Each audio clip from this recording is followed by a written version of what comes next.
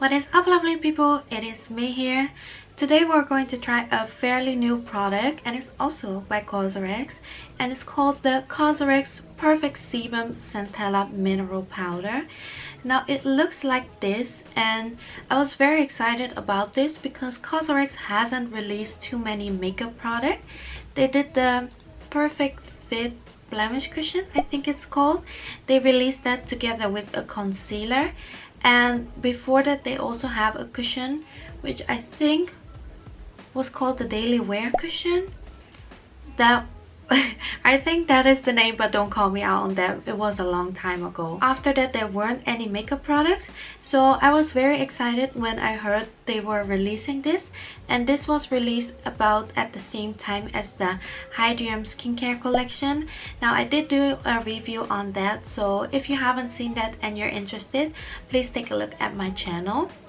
Now with a name like Perfect Sebum Centella Mineral Powder, because of the sebum in the name there, it immediately made me think of the popular Innisfree No Sebum Mineral Powder, which is such a staple in the K-beauty industry. This is basically the best-selling setting powder on every K-beauty website, so I thought it would be the obvious thing to compare these two together and see, and let's settle for all which one is the best setting powder. Now I just did my makeup, and as you know, my skin is pretty dry, so I'm not that prone to sebum. However, since it's now 35 degrees out there, I think a setting powder is something that you have to carry around to keep your makeup looking decent, so I'm looking forward to try that. I didn't apply any blusher or contour yet, as I usually do that after I've applied my powder, so let's quickly compare these two and apply this one today. So yeah, now let's take a look at these. When we see them, they already look pretty similar. You see they have almost exact the same size.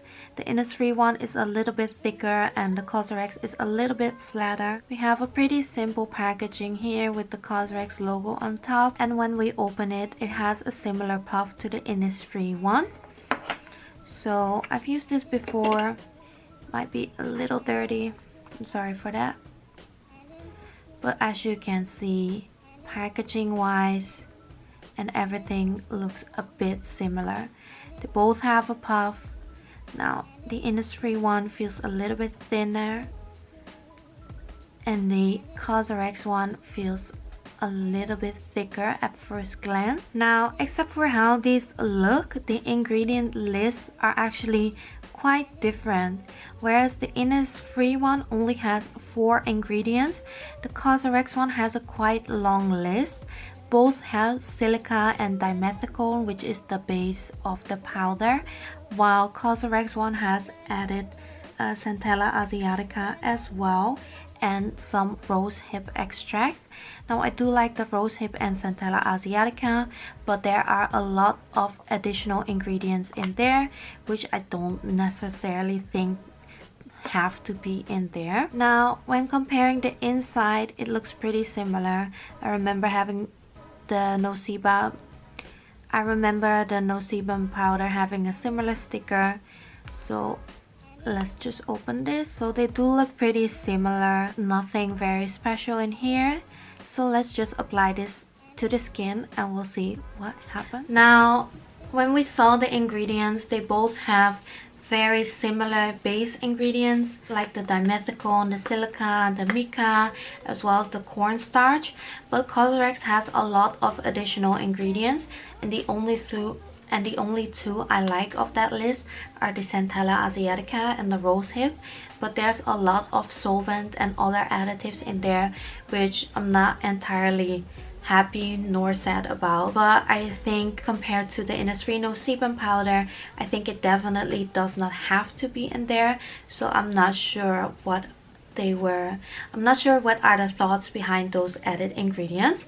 But let's just apply this to the face and see how it actually feels on the skin. Now, you know, my skin is pretty dry, and I add a lot of skincare layers before I apply my base makeup. That's why I also like to have a pretty glowy skin instead of a more matte finish, as I think it makes me look more healthy. And me having dry skin, I like to have the base really moisturized, so I hope this doesn't dry my skin out too much. But since it's so hot in here, I can appreciate a little bit of setting powder, especially before I'm applying my blusher and my contour. So let's just get straight in. Now the puff is quite small, it's just a 2-finger puff like this. So let's just apply to the skin. Gonna tap tap.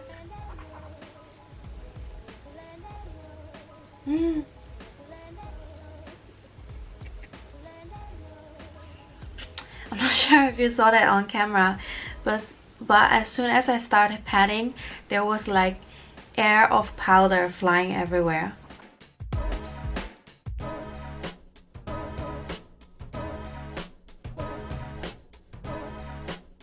So now you can pretty much see the difference.